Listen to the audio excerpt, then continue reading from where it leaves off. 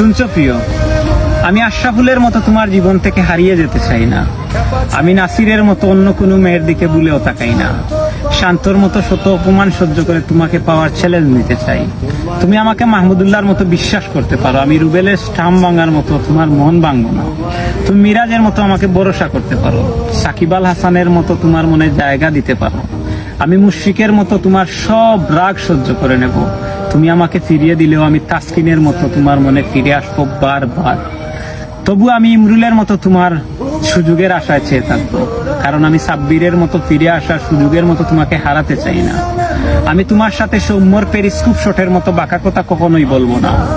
আমি মুস্তাফিজের কাটারের মতো তোমার সাথে কথা কাটাকাটি করবো না। তামিমের ব্যাট দিয়ে বল শাসন করার মতো তোমাকে কখনোই শাসন করবো না। তাইজুলের মতো সবসময় তোমার পাশে থাকবো। কেউ তোমাকে নিয়ে বাজে কথা বললে সুহানের মতো প্রতিবাদ করতে জানি আমি। হয়তো আমি আফিফের মতো এত কিউট না, কিন্তু তুমি আমার কাছে নিগার সুলতানার চেয়েও আরো বেশি সুন্দরী। লিটনের মতো ভালোবাসার ক্লাসে সবসময় তোমাকে রাঙিয়ে রাখতে চাই। আমি তোমাকে মাশরাফির মতো আগলে রাখবো সারা জীবন। অতঃপর শত অবহেলার পরও বাংলাদেশ ক্রিকেটের মতো আমি তোমাকে ভালোবেসে যাবো আজীবন আমরণ।